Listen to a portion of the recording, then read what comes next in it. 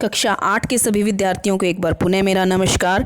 और मैं हाजिर हूँ आपके समक्ष आपकी डाटा हैंडलिंग चैप्टर 5 का पार्ट 5 लेकर, जिसमें कि आज हम प्रश्नावली 5.1 के विषय में जानकारी हासिल करेंगे। उसके प्रश्न हम देखेंगे जो कि आपको सोल्व करने हैं, और उससे संबंधित जो भी आपको परेशानियाँ आती हैं वो आप मुझसे डिस्कस कर सकते हैं।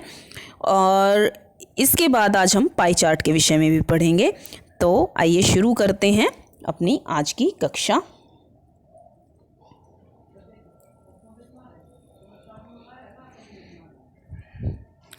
तो छात्रों, आयत चित्र को देखिए और उसके नीचे दिए गए प्रश्नों के उत्तर दीजिए। तो पहला प्रश्न जो है, अभी प्रश्नावली से पहले आपको ये एक एग्जाम्पल और दिया गया है। तो इसमें आप आयत चित्र को देख सकते हैं। अगर हम इसको ध्यान से ऑब्जर्व करें इस आयत चित्र को, तो जो दिया गया है वो दी गई है ऊंचाई और कक्षा 7 की लड़कियों की संख्या, यानी कि ये ऊंचाई किसकी है, ये छात्राओं की संख्या है और छात्राओं की ऊंचाई दी गई है कि किस लड़की की ऊंचाई कितनी है। तो कक्षा 7 की लड़कियों की ऊंचाइयां हैं ये। तो अब आप देखेंगे कि जैसा कि हमने बताया था, ये कंटिन्यूएशन दर्शाता है। ये जो हिस्सा है ये कंटिन्यूएशन दर्शाता है, क्योंकि वर्ग अंतराल जो हैं वो हमारे हैं 125 से 130, 130 से 135, 135 से 140, यानी कि अंतर जो है वो 5-5 का है। तो 125 तक के जितने भी वर्ग अंतराल थे वो जारी रखे गए हैं। तो अब आप देखेंगे 125 से 130 के वर्ग अंतराल में एक लड़की की हाइट है। अगली जो दो लड़कियां हैं वो 130 से 135, 135 से 140 सेंटीमीटर हाइट में 3 बच्चियां हैं। 140 से 145 में 7 छात्राएं हैं। 145 से 150 हाइट वाली 4 लड़कियां हैं। तो इस तरह से ये वर्ग अंतराल है। इस आयत चित्र द्वारा क्या सूचना दी जा रही है, जो पहला प्रश्न आप देखते हैं वो पूछता है इस आयत चित्र द्वारा क्या सूचना दी जा रही है। तो इस आयत चित्र के द्वारा कक्षा 7 की छात्राओं की ऊंचाई के विषय में सूचना दी जा रही है। किस वर्ग में अधिकतम लड़कियां हैं, तो आपने देखा कि किस वर्ग में हैं अधिकतम लड़कियां, वो है ये वाला वर्ग। तो ये वर्ग है 140 से 145। तो आप यहाँ पर लिख सकते हैं 140 से 145 वर्ग में अधिकतम लड़कियां हैं। कितनी लड़कियों की लंबाई 145 सेंटीमीटर या उससे अधिक है। तो 145, यानी कि हम बात करेंगे यहाँ से 145 से ऊपर कितनी लड़कियों की हाइट है, तो वो है 4 + 2 + 1, यानी कि 7। यदि हम लड़कियों को निम्नलिखित 3 श्रेणियों में विभाजित करें तो प्रत्येक में कितनी लड़कियां होंगी। तो यदि हम लड़कियों को निम्नलिखित 3 श्रेणियों में 150 सेंटीमीटर या उससे अधिक समूह ए, तो 150 या उससे अधिक 3 लड़कियां हैं। आप देख सकते हैं यहाँ पर ये 3 लड़कियां होंगी। उसके बाद 140 सेंटीमीटर या उससे अधिक 140, आप यहाँ से देखेंगे तो 7 + 4 + 2 + 1, यानी कि 14 लड़कियां ऐसी हैं। 140 सेंटीमीटर से कम जो लड़कियों की वो है, तो हम इससे नीचे वाली संख्याएं देखेंगे तो 3 + 2 + 1, ये तीनों जो हैं 140 सेंटीमीटर से कम वाली हैं। तो 3, 2, 5 और 1, 6। तो यहाँ पर आ गया 6, यहाँ पर 14 और यहाँ पर 7। तो ये हमारे सभी जवाब हैं। तो अब हम बढ़ते हैं प्रश्नावली 5.1 की तरफ। सभी प्रश्न हम देख चुके हैं, सभी के उदाहरण हम कर चुके हैं। तो प्रश्नावली 5.1 आपके लिए मुश्किल नहीं होने वाली है। निम्नलिखित में से किन आंकड़ों को दर्शाने के लिए आप एक आयत चित्र का प्रयोग करेंगे। एक डाकिये के थैले में विभिन्न क्षेत्रों के पत्रों की संख्या,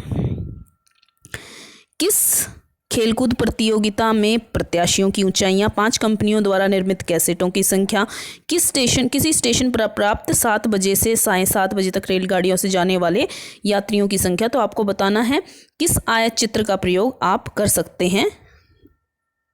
दंडालेख, द्विदंडालेख या चित्रालेख, किसके द्वारा आप ये दर्शा सकते हैं। किसी विभागीय स्टोर पर खरीदारी करने आए व्यक्तियों को इस प्रकार अंकित किया जाता है। पुरुष को M से, महिला को W से, लड़का को B से और लड़की को G से। निम्नलिखित सूची उन खरीदारों को दर्शाती है जो प्रातःकाल पहले घंटे में आए हैं। तो मिलान चिन्हों का प्रयोग करते हुए, यानी कि आपको क्या करना है, W, M, B और जी, इसमें हर एक में मिलान चिन्ह आपको बनाने हैं और मिलान चिन्हों के द्वारा इनको प्रदर्शित करना है। अगला प्रश्न है, किसी फैक्ट्री के 30 श्रमिकों की साप्ताहिक मजदूरी निम्नलिखित है। तो मिलान चिन्हों का प्रयोग करना है इसमें भी, और आपको इनको वर्ग के रूप में 800 से 810 10 का अंतराल लेते हुए वर्ग निर्धारित करने हैं और उनकी आय को निर्धारित करना है उसी में। प्रश्न 3 में दिए गए आंकड़ों के से प्राप्त सारणी के लिए एक आयत चित्र बनाइए और निम्नलिखित प्रश्नों के उत्तर दीजिए। तो प्रश्न 3 में जो भी आंकड़े आप वर्गीकृत करेंगे उससे आपको एक आयत चित्र बनाना है और इन प्रश्नों के जवाब देने हैं। किस समूह में श्रमिकों की संख्या सबसे अधिक है, कितने श्रमिक रुपये 850 या उससे अधिक। तो इस तरह के प्रश्न हम कर चुके हैं। अगला प्रश्न भी जो है वो बहुत ही आसान है। अवकाश के दिनों में एक विशिष्ट कक्षा के विद्यार्थियों द्वारा प्रतिदिन टेलीविजन देखने के समय दिए हुए आलेख में दर्शाए गए हैं। निम्नलिखित प्रश्नों के उत्तर दीजिए। तो आपको इस आलेख को देखते हुए, जैसा कि अभी हमने उदाहरण में किया, उन प्रश्नों के उत्तर देने हैं। तो हम बढ़ते हैं अपने अगले कंसेप्ट की तरफ, जो है पाई चार्ट। वृत्त आलेख इसे हम कहते हैं हिंदी में, या पाई चार्ट।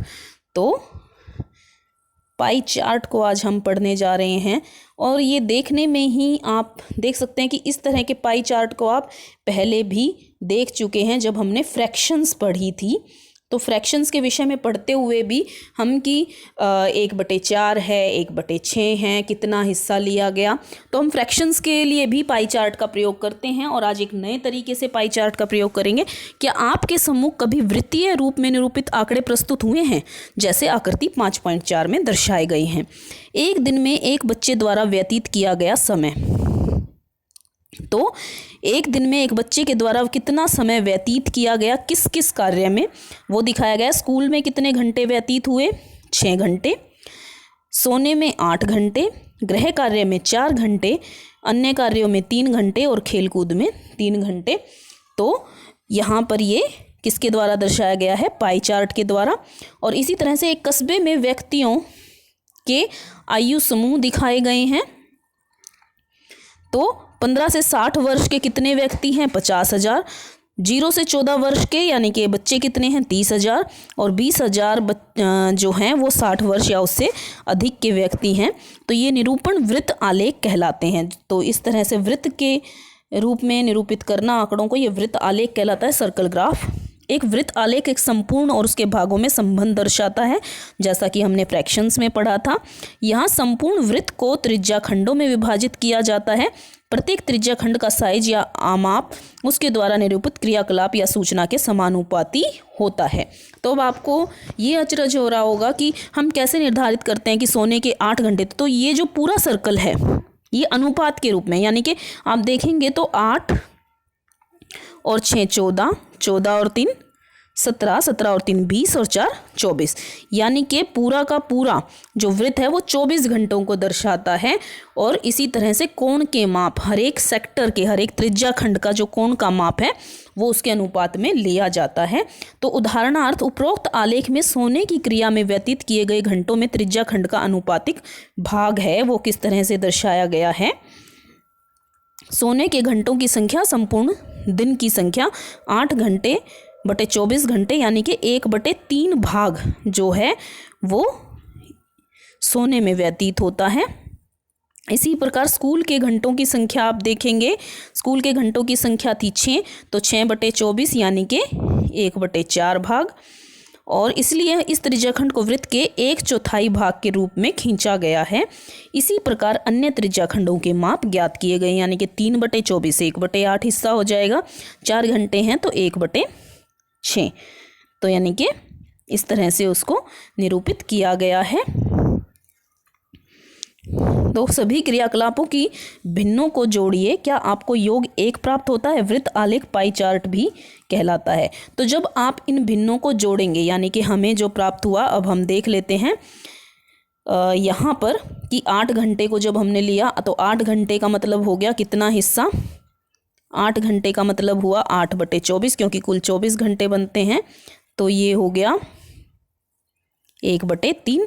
जब हमने 6 घंटे स्कूल के समय की बात की तो 6/24 यानी कि 1/4।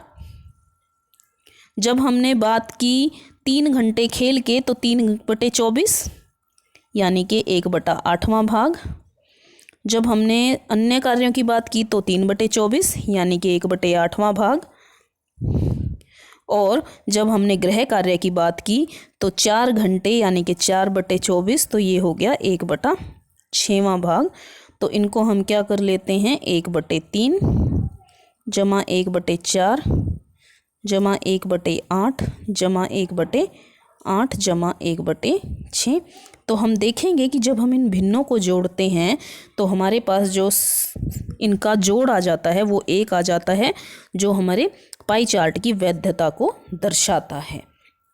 तो किसी भी पाई चार्ट की वैधता आपको चेक करनी है तो वो आप इस प्रकार से कर सकते हैं।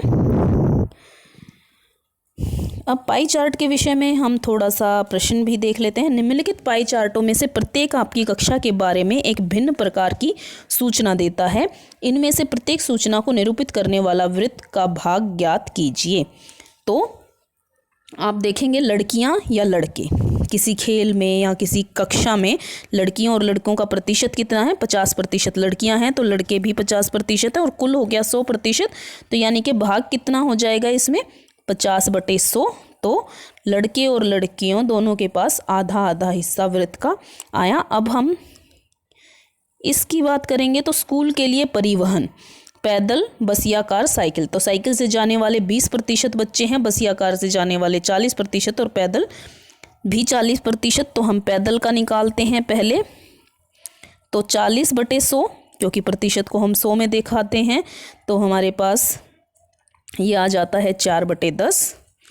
जब हम बस या कार की बात करते हैं, बस या कार, तो वो है 40%, तो फिर से हमारे पास आ जाता है 4/10।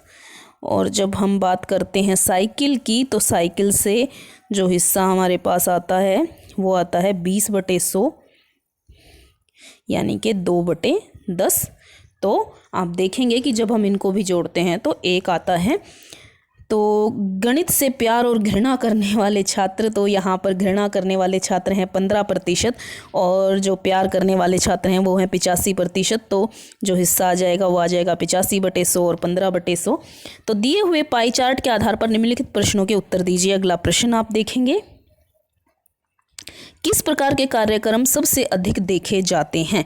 तो मनोरंजन वाले कार्यक्रम 50% देखे जाते हैं, खेल 25%, समाचार 15% और ज्ञानप्रद 10%। तो सबसे ज़्यादा देखे जाते हैं मनोरंजन वाले चैनल कार्यक्रम। किन 2 प्रकार के कार्यक्रम को देखने वालों की कुल संख्या खेलों के कार्यक्रमों को देखने वालों की संख्या के बराबर है? तो खेल 25%। तो आप देखेंगे कि जो ज्ञानप्रद हैं और समाचार हैं वो कुल मिलाकर 25% हैं, तो इन दोनों का जोड़ इसके बराबर है। तो यही आपका उत्तर है। अब हम पाई चार्टों को बनाना जो है अगली वीडियो में सीखेंगे अपनी। तब तक के लिए धन्यवाद। हम मिलेंगे नई वीडियो के साथ।